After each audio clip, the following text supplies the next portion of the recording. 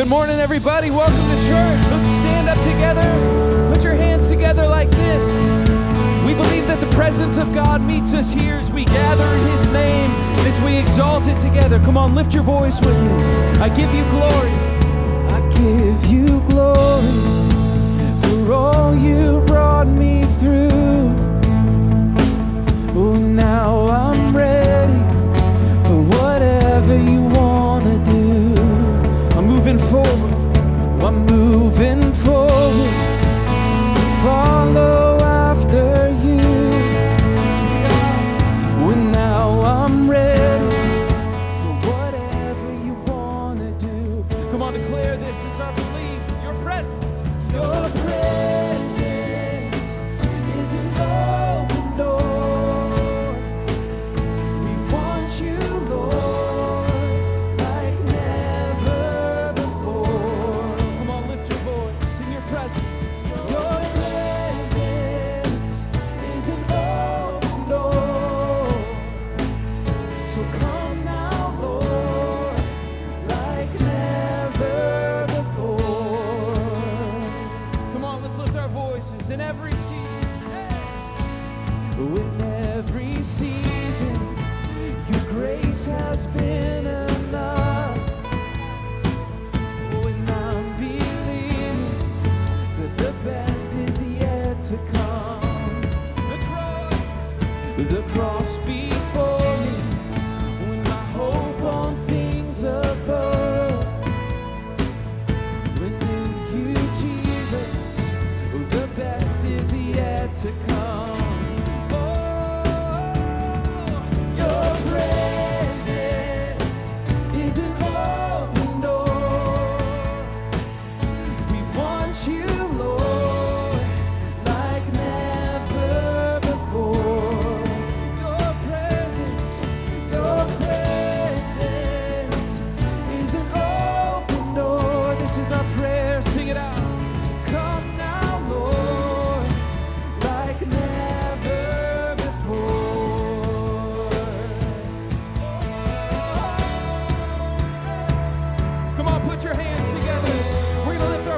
Together, we're going to sing in faith and boldness, believing that breakthrough is coming, because His promises never fail us today.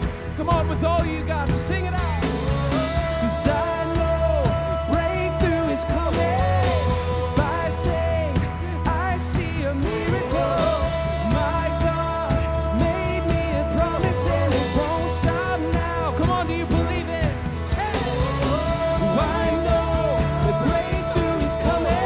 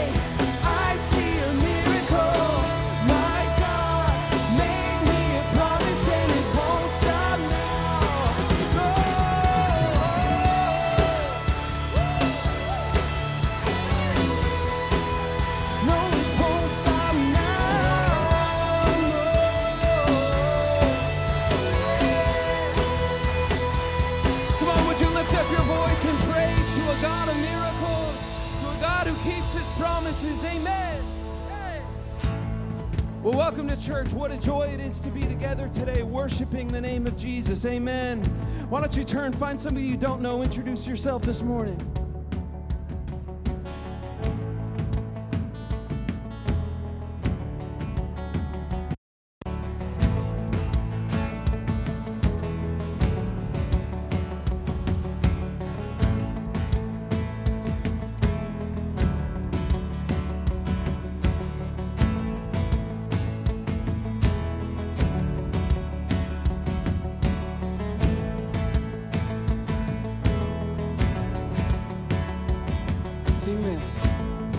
Now the darkness fades into new beginnings as we lift our eyes to a hope beyond. hope is rising today. All creation waits with an expectation to declare the reign of the Lord our God. So we will not be moved when the earth gives way, for the risen one is overcome. And for every fear there's an empty grave, for the risen one is overcome. Now the silence breaks in the name of Jesus. As the heavens cry, let the earth respond with a shout of praise. Creation shouts with the voice of triumph to declare the reign of the Lord our God. We will not be moved when the earth gives way, for the risen one is overcome. And for every fear there's an empty grave, for the risen one is overcome. Oh, he has overcome it all, over anxiety and depression. It's all gotta go today.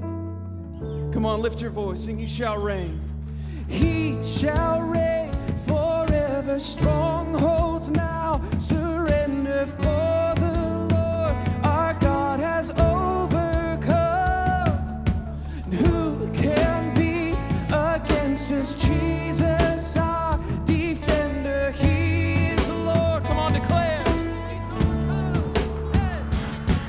Oh, he shall reign forever. Strongholds now surrender, for the Lord our God has overcome. Who can be against us? Jesus our defender. He is Lord. He has overcome. Declare it now. We will not be moved when the earth gives way, for the risen one is overcome. Do you believe it today? When for every fear there's an empty grave, for the risen one is overcome. Oh, we will not be moved when the earth gives way, for the risen one is overcome. And for every fear there's an empty grave, for the risen one is overcome. Oh,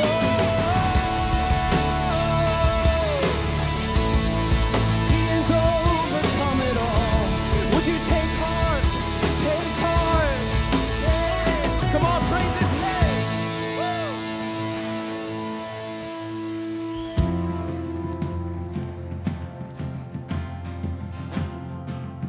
Come on, let's sing this out together. Who am I that the highest king would welcome me? I was lost, but he brought me. Know his love for me. Oh, his love for me. Who the sun sets free. Come on. I'm a child of God, yes I am. Free at last, he has ransomed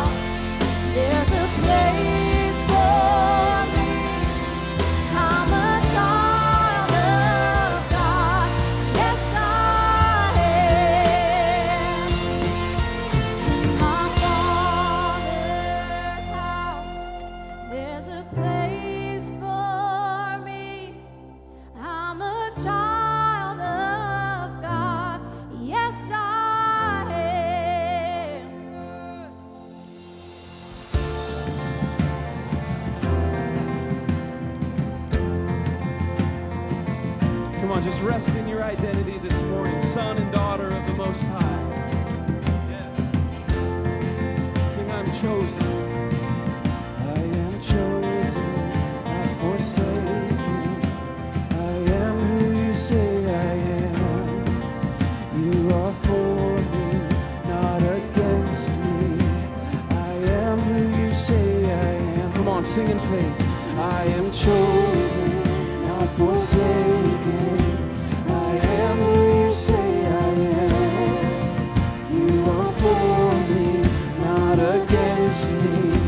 I am who you say I am. I am chosen, not forsaken. I am who you say I am. You are for me, not against me.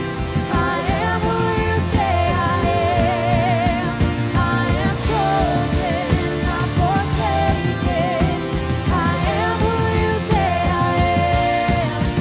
You are for me, not against me. I am who you say I am. Oh, I am who you say I am. Yes, I am who you say I am. The Son sets free, oh, is free indeed. I'm a child of God. Yes, I am. My Father's house, there's a place for me. I'm a child of God. Yes, I am. Come on, if you're grateful, lift your voice in praise. Yes.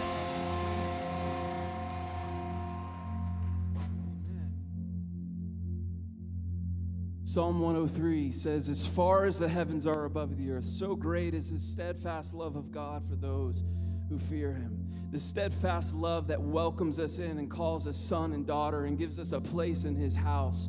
Are you thankful for that love today?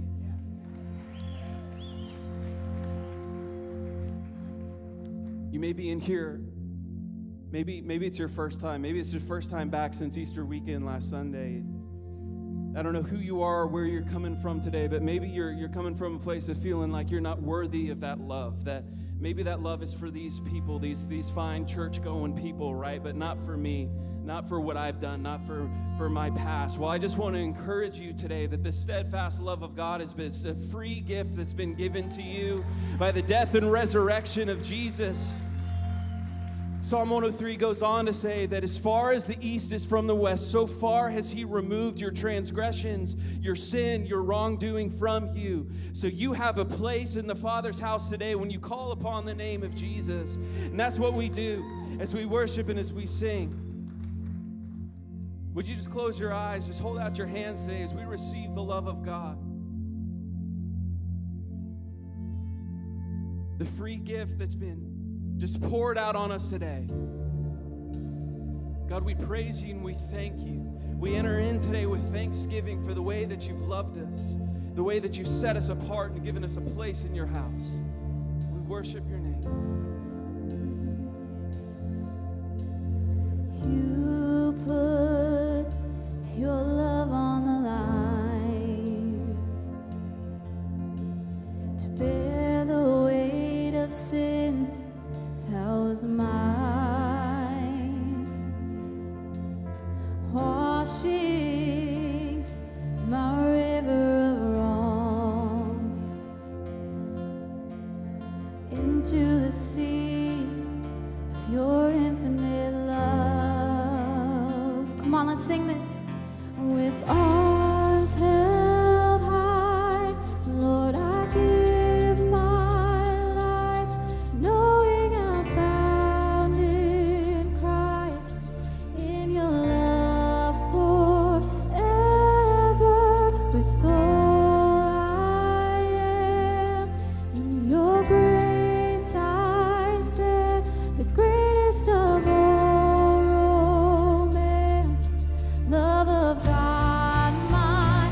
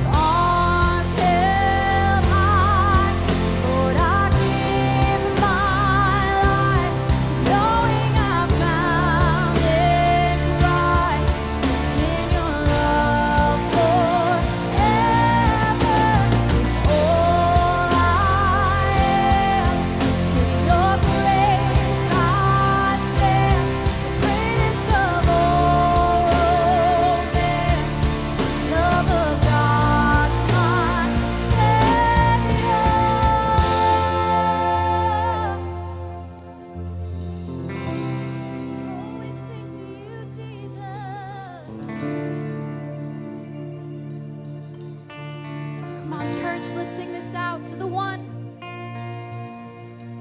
who has rescued my soul, to the one who has welcomed me home, to the one who is Savior of all, I sing forever. To the one who has rescued my soul, to the one who has welcomed me home, to the one who is Savior of all, I sing forever.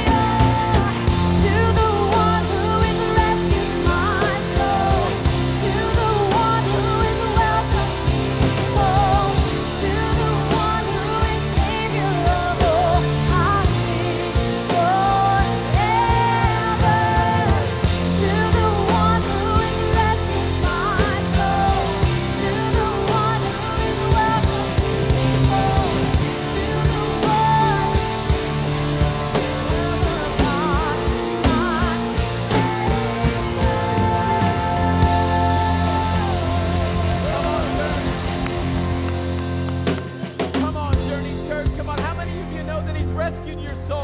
How many of you are grateful that he's laid his life down so that you wouldn't have to?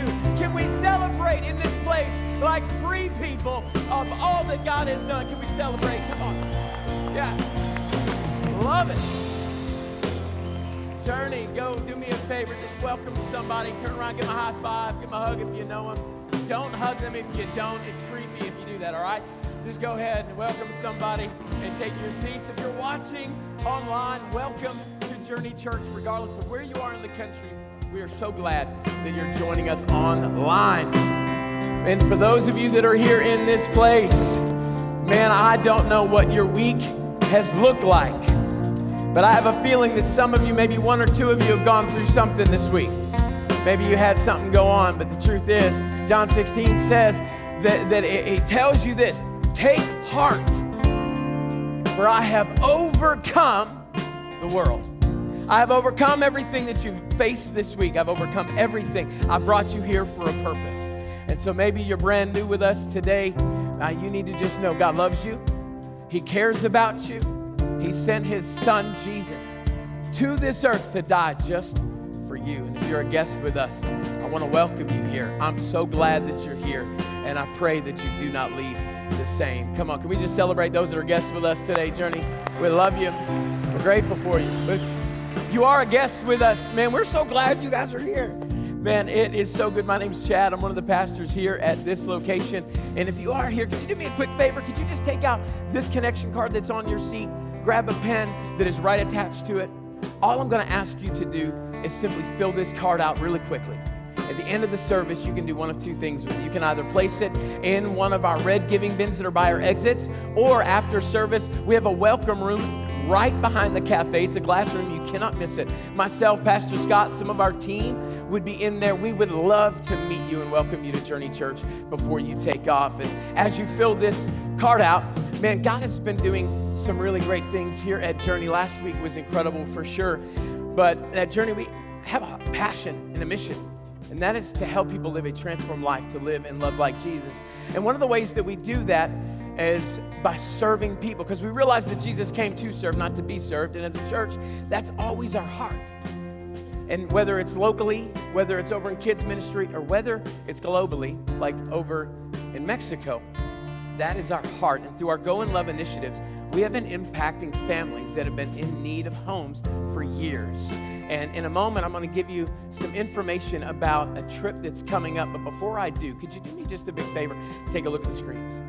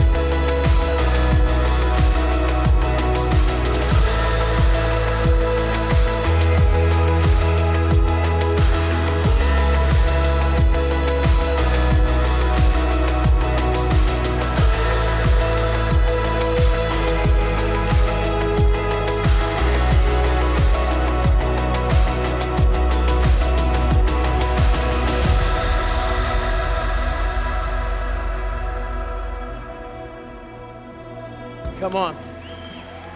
Now check this out. I know for years we as a church have been going over to Ensenada, Mexico to build homes.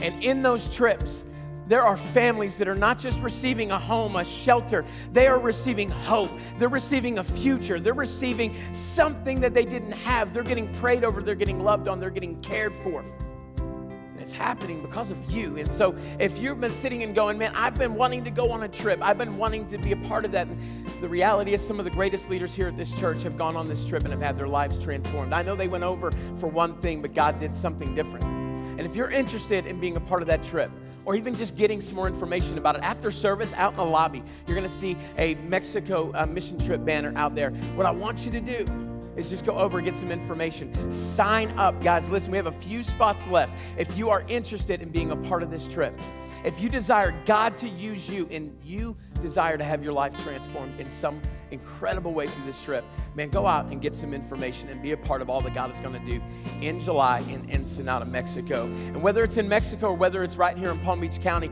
God, we're watching Jesus do some pretty incredible things. And last weekend, guys, as a church, we watched God do something incredible. We watched His mercy, His forgiveness, His grace, His transforming power. But the truth of the matter is, we watched you guys be the church to a lot of people. And we as a church watched 237 people give their life to Jesus Christ last weekend. Yeah. Listen. Church, because of you, lives were transformed, and I want to say thank you. We could not have done it without you, and I want to celebrate that right now by having you watch this video. Welcome to Journey Church.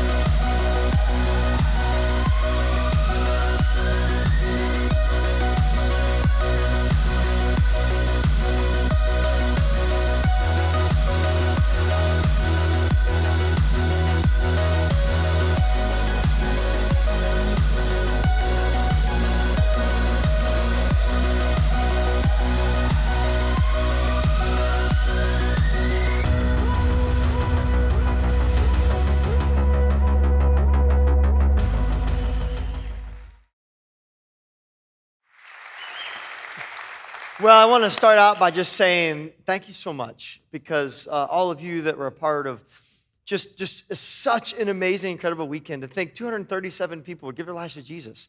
Eternities changed. Generations impacted by how you invested and how you invited. In fact, Boynton would have, our Boynton campus have our largest service ever. Great job with that. Over 1,800 people, over 100 people gave their lives to Jesus over there. God is just doing incredible things. And here's what's so amazing, right? And I'm not big on numbers, and the team knows that, but here's what's important for us to understand. Numbers aren't just numbers, they're names. And attached to every one of those numbers is actually a soul, a person, a family, dreams, a heart, and God loves those individuals. And so I just wanted to remind us as a community, as a church, Boynton Campus here, everyone online, listen, you have incredible power that God has given us to invest and invite in people that need Jesus, just like we all needed Jesus, to bring them into a community where we know they're going to experience the love of God, the power of God, the presence of God, and we can see lives transformed. So thank you guys so much, all of you, for all that you guys did to be a part of that. It was the most awesome week we've ever had as a church. Amen? All right, well, with that being said, I'm just glad we're all here. And I am so excited about these next 4 weeks because every once in a while, I get the privilege to come out here and begin to share with you some things that have had incredible impact on my own personal life. And this is one of those series. The best way I can put it is this, that I truly believe that these next few weeks that we're going to be together talking about this thing are going to be so impactful that if you will follow this and you will go ahead and apply what we're talking about and really do this in our lives, or even give you some homework to do stuff like that you will look back on your life years from now and go, man, this series began to shift things in my life, and it will transform your life forever because it did this in my own life.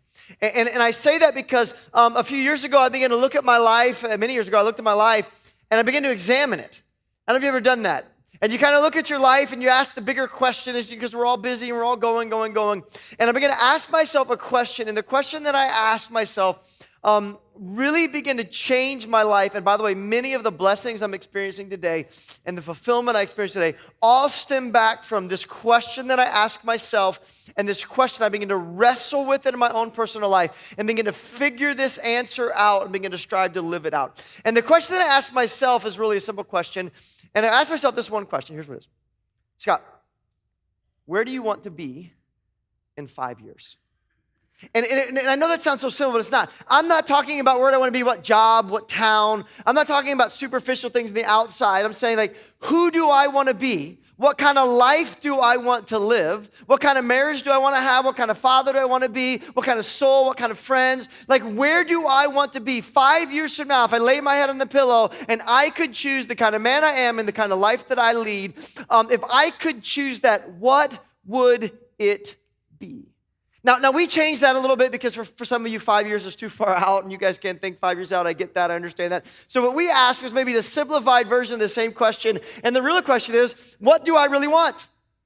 That's the question, right? In other words, when it comes to your life, have you ever stopped in the middle of the busyness and the craziness, running going, and ultimately go, where do I want to be? Who do I want to be? What, when it comes to my life, really matters? What is it that I really want? Because every day, especially all of us from America that are watching, I know we have people from other countries watching this, but especially those in America, we go like crazy, don't we? We're like the busiest nation, one of the busiest nations on the entire earth. We're busy, and we're all investing time, treasures, and talents into what we want, but so few of us ever stop to really ask ourselves and to make sure we have clarity in, but what is it that I really want? And so we're busy, but if we don't really bring clarity in what we really want, if you don't really know what we truly want, what brings value and worth in our lives, then what's going to happen is we're going to have what's called sideways energy creep in, and because all of the immediate is going to get in the way of what's actually really important, all the to-do list might actually distract you from what really matters in your life. And so this is why it's so important for us,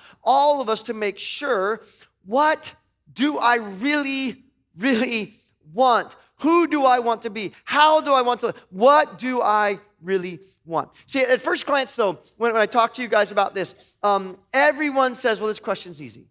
Because almost every single person would answer this question the same way. What do I really want in 5 years? What do I really want right now? What do I want in my life? And it's really simple. It's one word. I just want to be happy.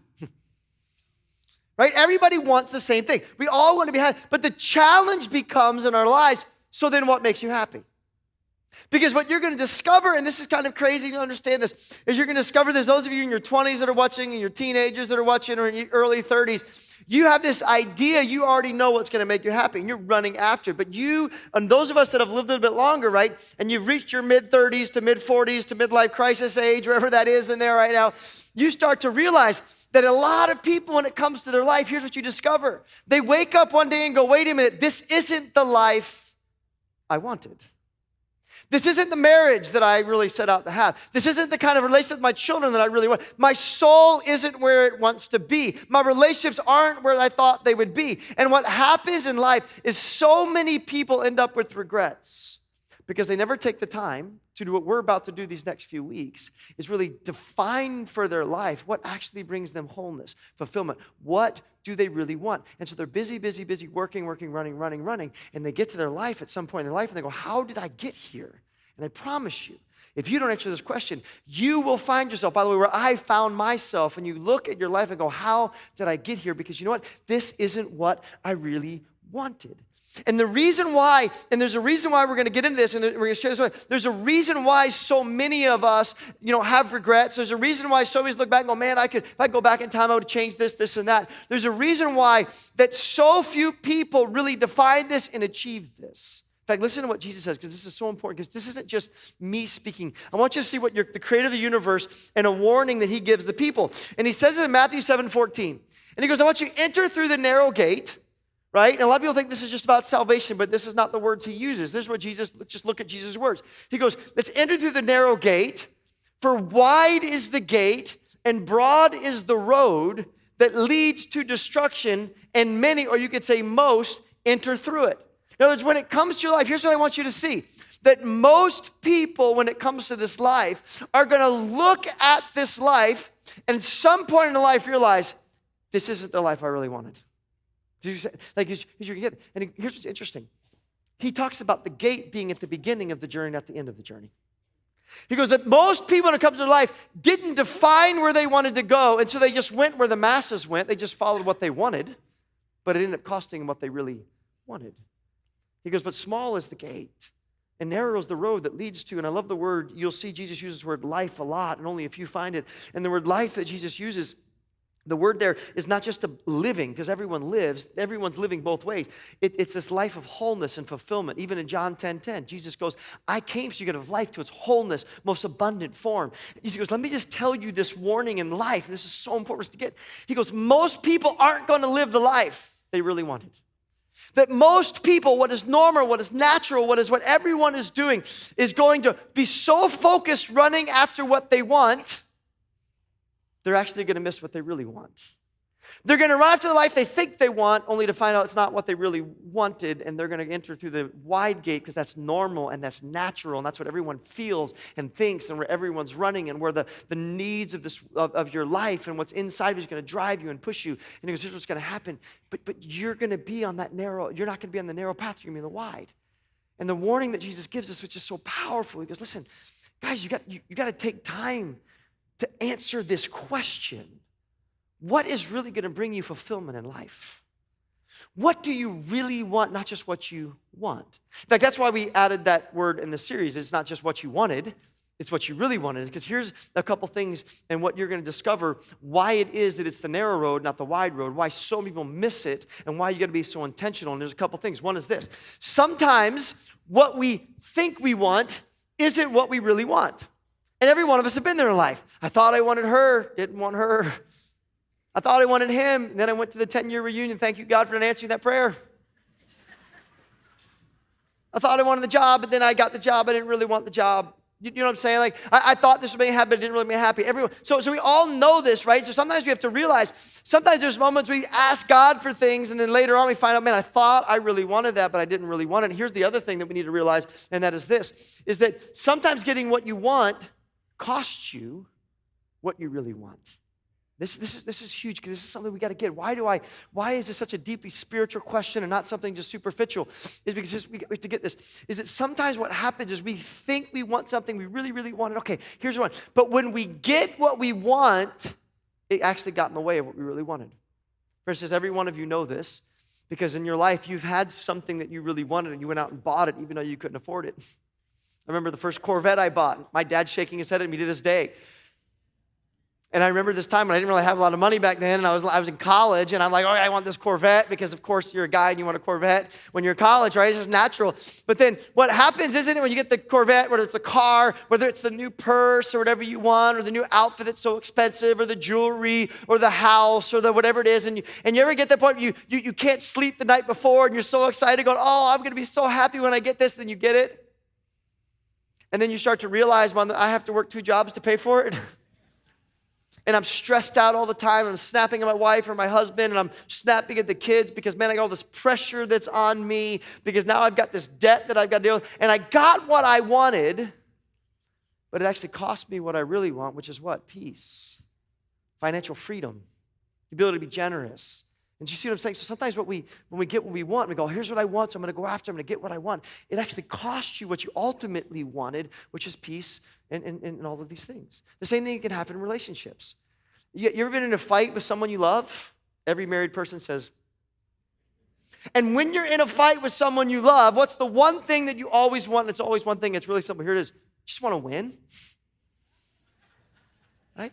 You don't even care if you're right. You just want to win, right? Now, most of the time, if you're like me, you're right. But you still just want to win when you're in a fight with someone you love. But here's what I mean. So sometimes if you're like me and you're in an argument with someone that you love and you're in this fight, here's what happens. I'm so focused on winning the argument and being right. I've got facts. I've got dates and times. I've got statistical models. My wife said I should be a lawyer, and that wasn't a compliment. And she said that to me.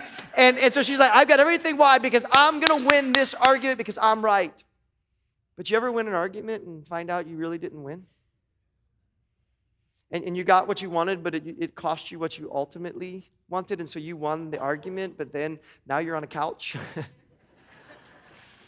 Now intimacy won't happen again till Valentine's Day, maybe. You got what you wanted, but now there's that wound as you brought up all these past things to prove your case, because what you wanted was to win so desperately, and now you hurt that individual, your husband or wife, and now there's this wall that begins to get another brick in it between you and them, and that love and that intimacy, that joy in your marriage begins to go farther and farther and farther and farther and farther, and you got what you wanted, but it actually cost you what you really wanted. You got what you wanted with your children. I want you to be what I want you to be, and I'm gonna just get on you and get on you and get on you and get on you. And I got what I want. I proved I was right. But it cost you what you really wanted, which was the love and the respect of your children. Or you're a man, you're there, and you go, man, what I want right now is lust, and I want to fulfill that lust, but what it cost you is the respect of your children, which, by the way, is what you want far more than that momentary act of pleasure. And over and over and over and over again, you see human beings running after what they want, but it actually costs them what they ultimately want. In fact, the brother of Jesus talks about this, and this is so important to see, because I want us to understand this question, which seems so easy, is not that easy. And this question that seems so easy is to write what we feel. We need to stop for a moment and really reflect, because this determines the course. It's the gate we enter once we define what we value. We need to understand which gate to enter, because that's going to determine where we one day end up and whether we have regrets or fulfillment in our lives. And this is where the brother of Jesus talks to you about the problem of this whole idea of just getting your way and being right all the time, and sometimes getting what you want costs you what you really want. He goes, what causes fights and quarrels among you? What causes so much of the pain that you feel and the stress and the anger that robs you of the joy of your life? Don't they come from, and here's the key, the desires that battle within you? In other words, you want your way, don't you? Because what's causing the problems in your life is you actually want your way, but it's getting in the way of what you really want. And then he goes, here's what he says, and he puts this word that we're talking about in our series. He goes, you want something, but you don't get it. So you even kill relationships. You're angry, say those words, and you covet, but you cannot have what you want, so you quarrel and you fight. And James says, I want you to understand something. There is this broken, selfish part of you and me inside of us that we got to be so careful about, because what we think we want is just to get our way. And so we're working in this life, and we're striving to go, here's what's gonna make me happy if I just got my way. If I'm just right, if she just does everything I want her to do, if he just does everything I want him to do, if everyone just gives me my way, I'll be happy. And so what I'm gonna do is I'm so focused on what I want and getting my way and being right, and and having this area, getting everyone to get on my team and my side, believe like me, think like me, act like me. I'm so focused on getting my way. It's actually getting in the way of what I really want, which is love and relationships, things that matter the most. In fact, what's interesting is you look at people that always get their way, that they just spend their life self-centered, focused, getting what they want. Do you know this? They're like the most miserable people in the world, aren't they? In fact, I remember when I was a child, I was born healthy, everything was good, and something was happening, and they painted this room, and somehow the door of this room that was painted, this was before they had like health conscious, if you will, paint. There's all this bad paint when I was little, and they shut the door, and I was in there. My mom walks in the door, and I had turned blue and almost died. And they rushed me to the doctor, and what they found is that somehow those fumes and me ingesting those fumes as a little child just crushed my immune system, gave me all of these issues. And so there was a season I'd live in like a little croup tent type thing. It was really kind of cool. And they would have to like put me in these steam things so I could breathe. And the doctor said to my parents, hey, listen, you got to do whatever you can not to let Scotty cry. Because if Scotty cries, he could then go into this problem with his breathing and die. And so the doctor said, basically, what you got to do for Scotty is, by the way, what every child really wants, just give him his way. Because what's going to be more harmful than him getting his way is him dying. And so you just got to basically, whatever he wants, just say yes, because if you say no when he cries, he could die. And so I got the ultimate doctor's excuse note, by the way, as this little child. And then I tried to go back to a doctor and get the same thing for my wife, but he wouldn't give one to me. But I was like, this is awesome. I mean, think about it. You can't make this. My parents are here. They can vouch for. I'm not making this stuff up. Like, this is like the dream come true. Hey, here I am, a child, and the world revolves around me. Whatever Scotty wants, Scotty gets, because I could die. But what was interesting, if you knew me as a child, is that it really made me kind of a self-centered person for a season. So focused on everyone pleasing me. If you would have known me, the younger version of me, everything revolved around me, and my relationships were brutal.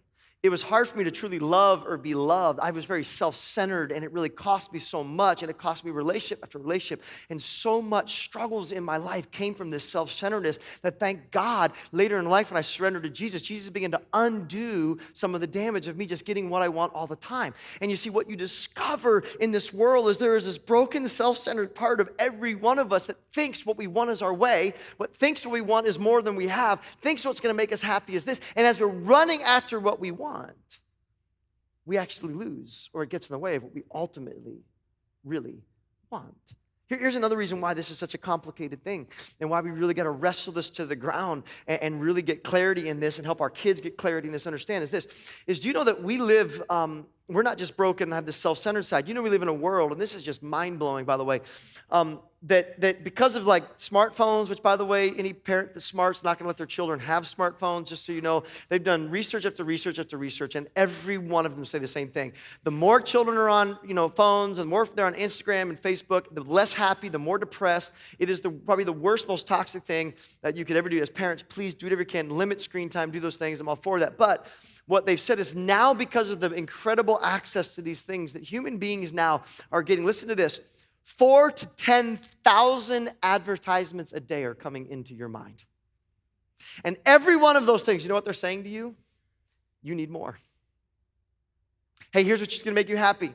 If you just buy my product, if you just look a little, I know you're pretty, but if you look prettier, hey, if you just get this, you're going to be happy. Buy that, buy that, buy that, buy that, buy that, buy that, do this, do this, do this, do this. And 4,000 to 10,000 times a day, here's what they're doing. They're marketing things to this selfish side of you, this superficial side of us. It's all in all of us. We happy to do this. Telling you need more, you need this, you need. 4,000 to 10,000 times a day, something speaking into your life, telling you what you want. And here's what we know from marketing. And I actually have a degree in marketing, so I know this in my business background, right? Here's what they know. A, it works. That's why they spend billions of dollars. And there's two things that marketing does. The first thing is what they do is this. Marketing creates a desire in you, even if it wasn't in there before. You know what I mean? So have you ever walked into a movie and you're like, man, I'm good. I'm trying to lose weight, trying to look good. Summer's coming. I got to get ready and I'm good. And then you walk into the movie and all of a sudden you see the popcorn. And then you smell the popcorn. And then you're like, I'm going to resist it. Then you sit down in the movie theater, and right before the movie theater goes on, they show these people eating the popcorn and sharing this little Coke and all the things. And then you just go, oh, dang it. And you get up and you go out and you spend $15 on a Coke and popcorn that costs $2. I mean, that's your guys' struggle, not mine. I'm not saying it's my struggle, but... And you know why that happens? Why? Is because here's what happened. They have figured out how to birth desires inside of you and make you do things that are actually foolish, because now you just had like 2,000 calories, a day's worth of calories of buttered popcorn, and you just spent $15 on something that's not, right? Because they know how to do it. And so what's happening inside, this is what we don't realize. In every advertisement, in everything that your children are seeing, and all little things that are coming through on Instagram and Facebook in you, is what it's telling you, is it's birthing this desire. And here's what this desire always is. It's always superficial and it's always external. No one markets your soul. No one's teaching you to love and forgive.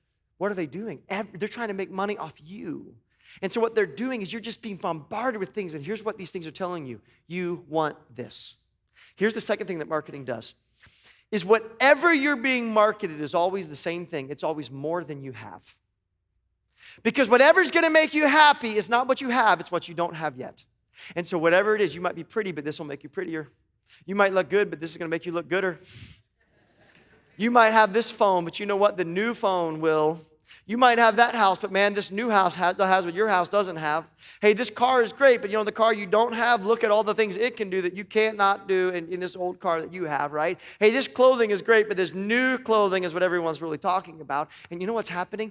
Over and again, 4,000 to 10,000 times a day, you and your family are being marketed. This is what you want. This is what you want. It's always superficial. It's always external. And so here we are as human beings. We're running around this world and we're going, no, I'm in control. I know what I want. I'm running after it. No, you don't. Because you're being manipulated. All of us are. And this is why there's a multi-billion-dollar industry in this, because they know this works. And we're running around going, here's what I want. I want this. I want more of that. I want more of this. And if I get that, I'll be happy. If I look like that, I'll be happy. If I can just gain 2 more pounds or lose 2 more pounds. If I can just have that hair and that car and this thing and this job and this title. And everyone is running around telling you what you want. And we don't even realize that we're chasing after this more and more. And here's what happens. Look at America. And they've done study after study to show you this, that when it comes to first world countries, that we are some of the most stressed, medicated, and miserable people on the planet. And we have everything we want, but it isn't what we really, really want. And this is why, listen, this is why Jesus, and I love the heart of Jesus, and this is so important. Listen to, this is the warning of Jesus, and this is why, by the way, he is so brilliant, right? This is why he loves you, he created you, he has wisdom for us. This is why the Bible is so powerful and important. Listen to what Jesus, thousands of years ago, before all this stuff was really out there, listen to what Jesus says. He said to them, you need to watch out and be careful against all kinds of greed. What is greed? I just want more. He goes, be careful and watch out against all kinds of, I just need more to be happy in life. Because life does not consist, remember that wholeness, your fulfillment, what will make you happy. It is not about an abundance of possessions. What you think you want, Jesus is saying, isn't what you really want. In fact, in your pursuit of what you want the more, it might actually cost you what you really want, the whole and fulfilled life and soul. Here's what's cool. You don't have to just rely upon Jesus to believe this, do you? Some of you can look in the mirror and go, yeah, I've got everything I want, but I'm not happy. I have everything I want, but man, I'm not fulfilled. But even if it's just not you and you're not there, that's okay. Listen, they've done so much research over and over and over again, and maybe just kind of help you understand. Do you want to know what you really want?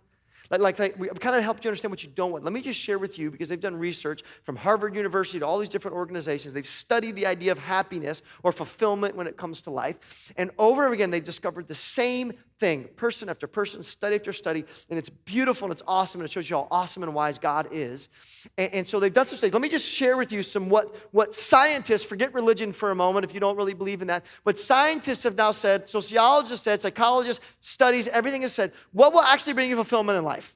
Right? Because this is going to help you, and that's what I want to try to do. I want to help you answer that question, what do I really want? I want you guys to do this exercise together as a family. And so let me just tell you some things that they have discovered that might help you make sure you create the right things and fill the right blanks, going through the right gate. Here's what they studied. The National Opinion Research studied 35,000 people over 25 years. And they said something fascinating. They said, here's what they discovered, that the more people were engaged in church, the happier they were. Now, I say that because what Mary said, remember Jesus said it's the narrow gate, the wide gate. What's happening nationally is not that there's less people in church. What's happening is that people are going to church less. Because we're so busy going after what we want. Man, the kids have got sports and activities, and I got these things. We're so busy, but I got chores to do. I'm busy fishing, whatever. Going after what we want, it's actually costing us what we really want. And what they've said is, hey, it's what we've found is simply this, that the more people don't just sit in the pew a couple times a month, they actually get engaged in this community, loving each other, being involved, serving, celebrating all together. The more they did that, actually the happier they were, the more they poured out to people, and I love that. In other words, it's the opposite of what was natural, right? We think what we get, people serving us makes us happy, but research is, no, actually the more you pour out to others and spiritually in your soul, the happier you get. In fact, they also said the London School of Economics, once again, nothing to do with Christianity, found that participating in a religious organization was the only social activity associated with sustained happiness. And they said, listen to this, even more than volunteering for a charity that wasn't connected to God, taking educational courses, how smart you got, how many, what your GPA was, or participating in political or community organizations. So this non-religious organization goes, man, there was something about being connected with God that made people happier and was the only thing we could measure. Nothing else worked. And I love that because here's what Jesus is saying and what we're revealing. You're a spiritual and relational being. And isn't it beautiful that God made you that you could be happy and fulfilled, and it isn't connected to the next title you get, it isn't connected to the next 10,000, 100,000, million, whatever your numbers are, is going to be, isn't connected to the next house or car, that there's this peace, happiness, fulfillment that can happen by you filling your soul with God and being in a community with other people, loving them and them loving you. And I love that. What do you really want? What do you really want? And when you look at your life, do the patterns of your life and the priorities of your life match up to what people tell you make you fulfilled? In fact, Harvard University, once again, nothing to do with God, did a study. This was one of the most fascinating studies I ever saw. 268 people over a 75-year window. And they looked, what is it that ultimately makes people happy? Like, we're going to study the richest, we're going to have all these people, they're going to have all these success, politicians, doctors, lawyers, famous people, they're going to have everything in the world. So what is it that ultimately makes you happy? In other words, they're going to answer the question, what do you really want, not just what you want.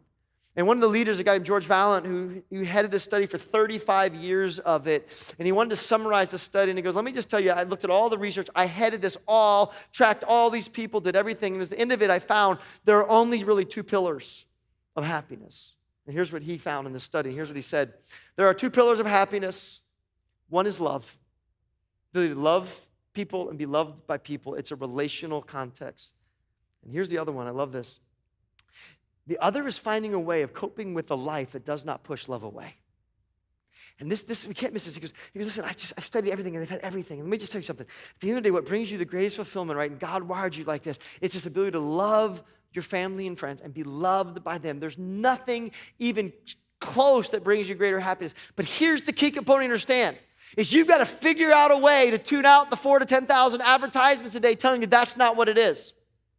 You're going to have to figure out how to do that selfish side of you that wants to get your way, but actually ultimately costs or gets in the way of what you ultimately want. That's love relationship. You're going to have to figure out a way to not buy into the rest of the world that just celebrates busyness as a badge of honor, not a shame. You're going to have to figure out a way to this idea that somehow stuff and things and the next car and the next promotion and if my kid gets to that school, that's what's going to make them happy. You're going to have to find a way, as Jesus said, to not go down the wide road but the narrow path. You're going to have to find a way when you answer and define the question what you really want, making sure it is not superficial or external.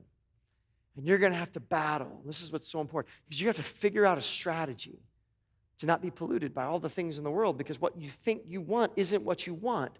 And if you aren't intentional about it, that's what he's saying, then you will naturally drift towards what you want and it will cost you what you really ultimately want. And here's what's fascinating to me. This is what struck me in this thing. At the end of it, they measured all these variables, what college they get into, how much money they had, their success, their titles, doctors, lawyers, whatever's famous.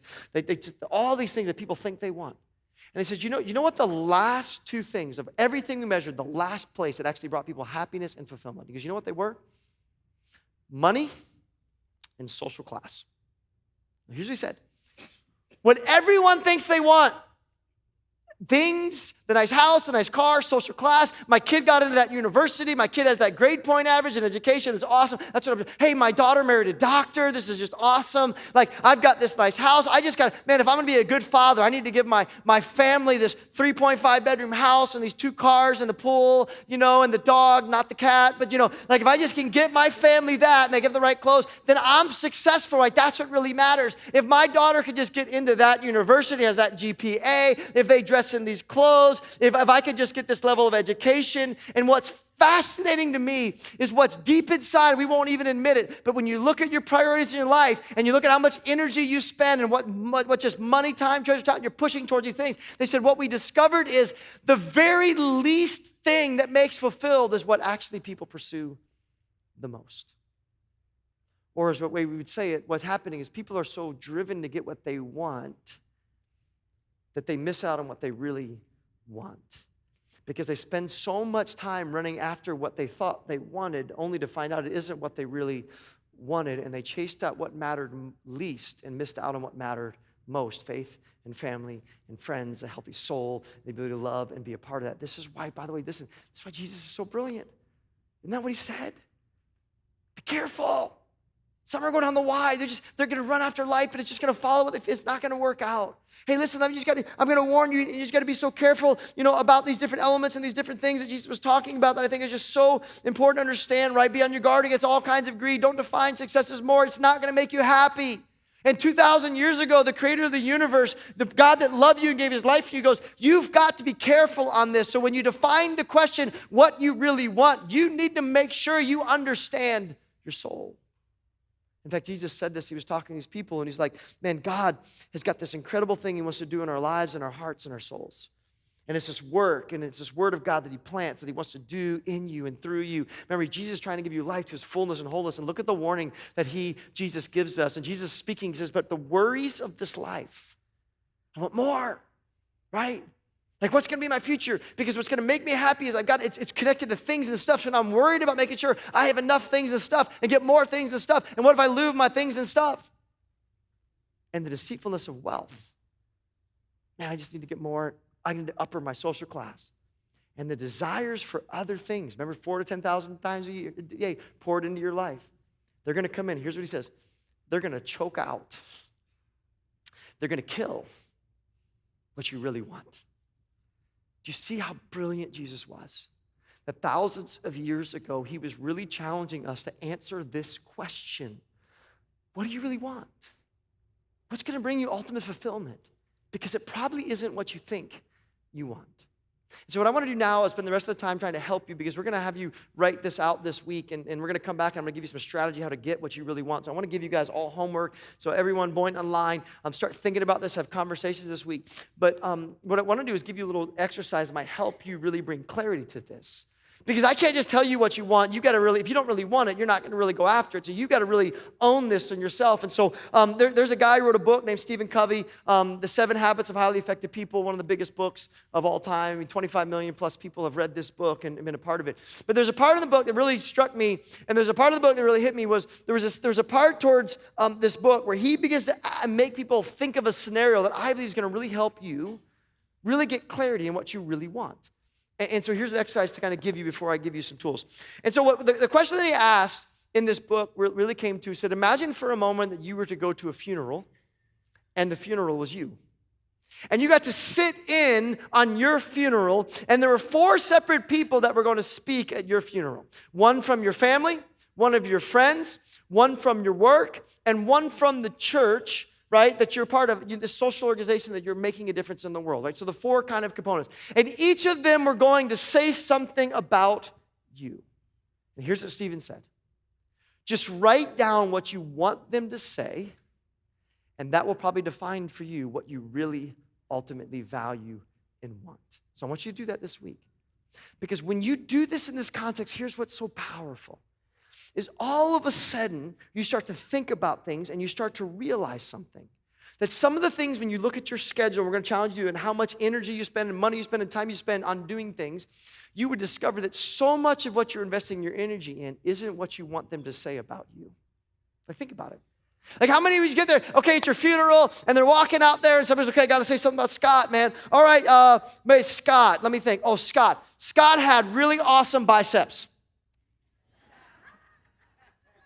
I don't, but you know what I'm saying. Junior and Boyne, you have those awesome biceps. I don't have awesome biceps, right? But how many of you would go, all of a sudden you go, well, would you really want that? Oh, Cheryl was skinny. And I'm just going to talk about it. Let me tell you, man, she was just skinny. She could fit in the clothes that I couldn't fit too. And I'm just so, man, she was just a skinny person. He just was he had great pecs or whatever. You know, like how many of you would think all of a sudden go, well, that's not what really matters. And yet how obsessed are we now today at those very things? See the principle? Like when it comes to your work, how much energy is spent on the external body? How much work is spent on these elements and these aspects of your life? And what I really challenge you, is it what you really want? Or how many of you love to say, you're in the funeral, man, John, let me tell you something about John. I'm telling about John. This is my man. Here's John. John made a lot of money. And he was rich. It's really awesome. Like, you know what I'm saying? How many of you are at that point where you go, man, I don't really know if that's exactly what is more important? Or how many of you like this, right? Man, he was a fashionable guy. No one's ever said that about me, but I'm just saying. I mean, this person, he dressed, because how much money are you spending trying to appear in a certain way? And by the way, nothing wrong with working out, nothing wrong with looking good. I'm not saying that. But when it comes down to what you really want, how many times in life do you put so much energy and you think that, but when you think about it in the context of your funeral, go, what they really want to say to me, it's really not that. Or how many would like this? Man, he always won arguments. She was so good at just getting her way.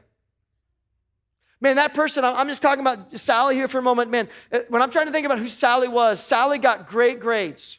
She got into Harvard. Or you know, hey, when I'm talking about Bob, man, Bob was the salesman of the year 2 times. Man, I tell you what, something about Barb, she kept a clean house. Listen, none of these things are bad, except maybe the clean house part.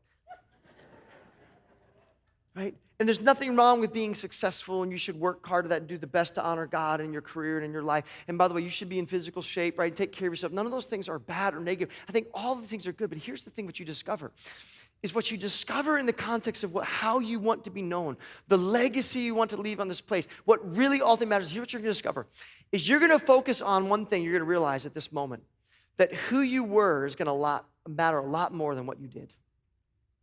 Your character. Your heart, your soul, your spirit, how you had the peace of God and the strength to be calm and loving and kind to people. You're gonna all of a sudden realize at this moment, unfortunately it'd be too late if it was real, the funeral, you're gonna realize that what's gonna matter more than anything else is how you love those that loved you, not how you impress those that didn't. Yet how much energy, once again, do we spend going, it's the perception. Hey, we got to clean the house, kids. I'm going to start screaming and yelling, guys. We got to get ready because someone's coming over and they need to understand that we have a clean house.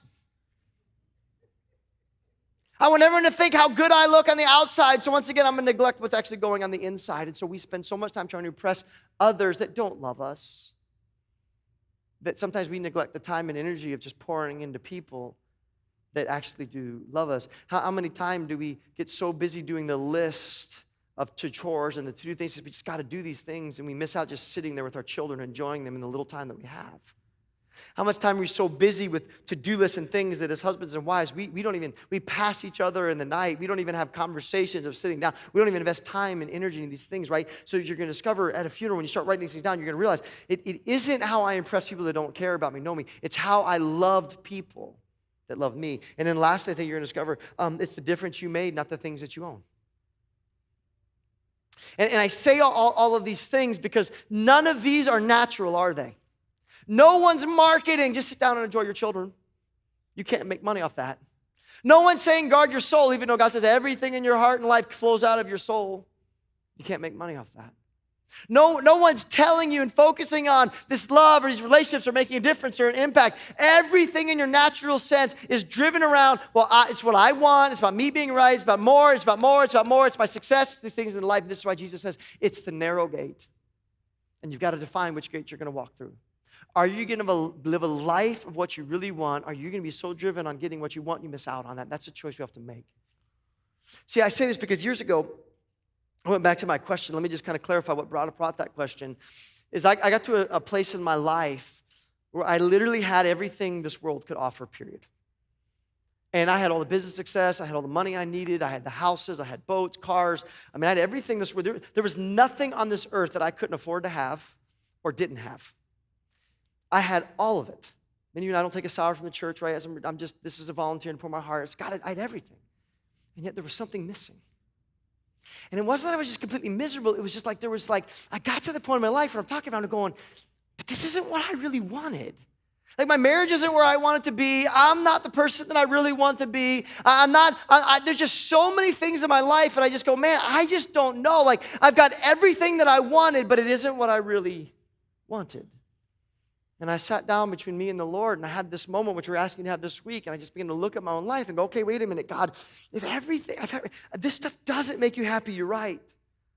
So here's the question. What do I really want?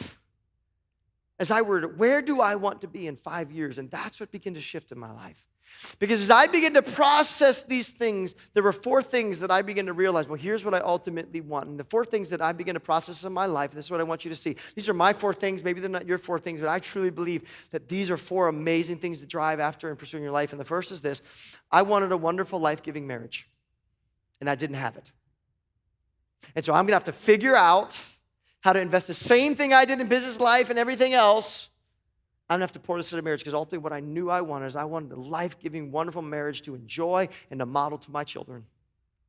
The second thing that I really wanted is I wanted to raise children, my 2 boys, that loved me, that loved each other and respected me and respected each other and loved Jesus.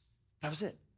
And so I said, okay, God, this is what I really want. So you've given me this charge over them. So everything I do in my life, I'm going to model around this. I'm going to make sure I'm reading the scriptures with them. I'm going to tell them everything. You guys are best friends. That's not how best friends treat each other. Hey, you love your brother. You love this, but he loves you. Like, I'm going to start pouring this in your life because what I really want is this family, this happy marriage, this fulfilling marriage, and this amazing children that love Jesus, respect each other, that have the spirit and the soul. I'm reading over them, praying, laying my hands on them, praying for God in their lives. I'm just going to go all in on these things. I know that's what makes me happy. I wanted to have a healthy soul, and I wanted to be filled with God's love and peace and joy. So I had to look at my life and go, well, you know what? Busyness is the enemy to all of that.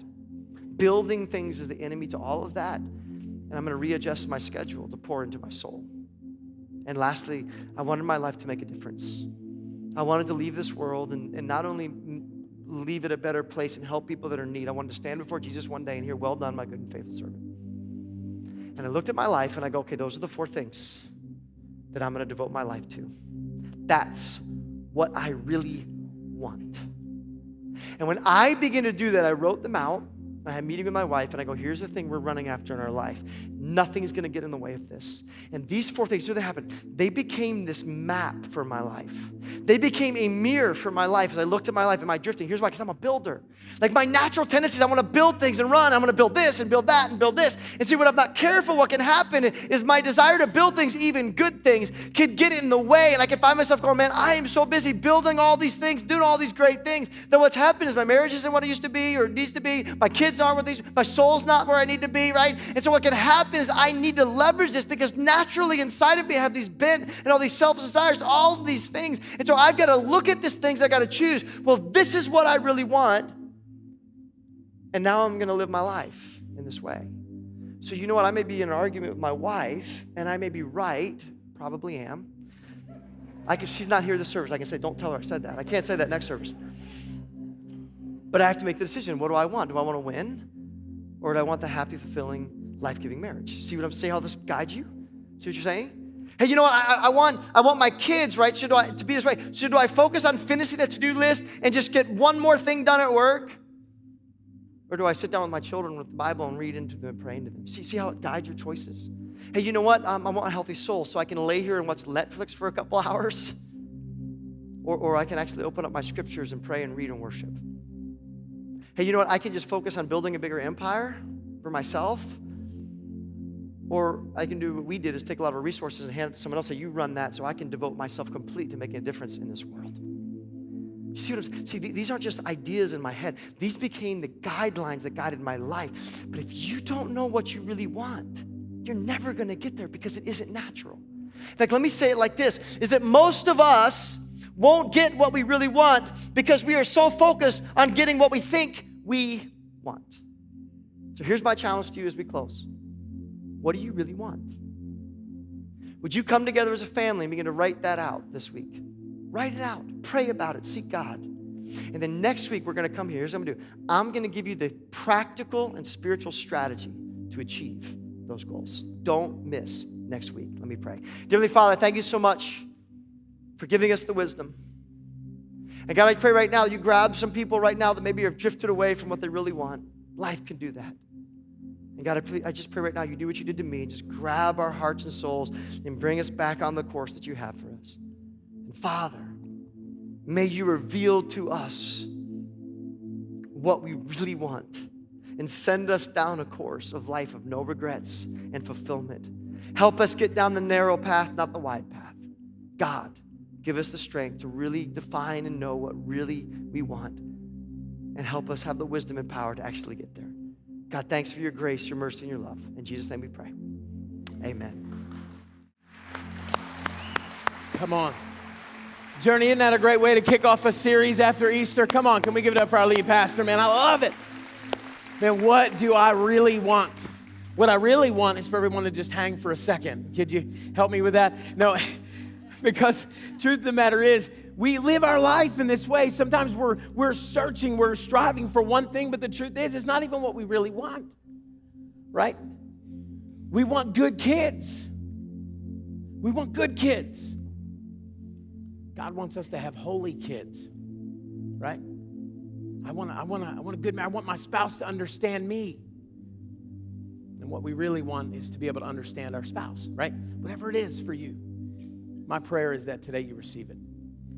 And if you're working through something, you need to work through something, our prayer team's down front, as always, to connect with you, to pray with you, to stand with you, just to fill in the gap. Guys, prayer is not a last resort to your problem. It's the first line of defense. First line of defense. You don't call somebody and tell them about something before you've taken it to Jesus. Let somebody stand in the gap that's going to go to war with you. Because the battle that you're currently fighting is not of flesh and blood. It's of principalities and powers in the air. It's not who you see. It's what you can't see. And so join these guys up here. Let them pray with you. Let them stand with you, regardless of what their situations are. And earlier we were talking about Mexico. And guys, I love that our church is about serving people. I love it. And this Mexico trip is going to transform your life. Now, I understand it's not for everybody. You're saying, Chad, I don't have the finances to do it. Man, if God's calling you to do this, he'll provide. You're not your provider. He is. If God's calling you to do this, go talk to our team out there. Sign up. Be a part of it. We don't have a ton of slots left, but you can be a part of it, and you can help transform a life over in Mexico, all while God is doing something directly in your heart. Make sure to see them before you take off. Go get some more information. It is an incredible thing. Guys, on your seat is an invite, and we talk about this all the time. We do believe that one invite can change a life. How many of you in this place, just for sake of the moment, how many of you were ever invited to church? You were invited? Yeah?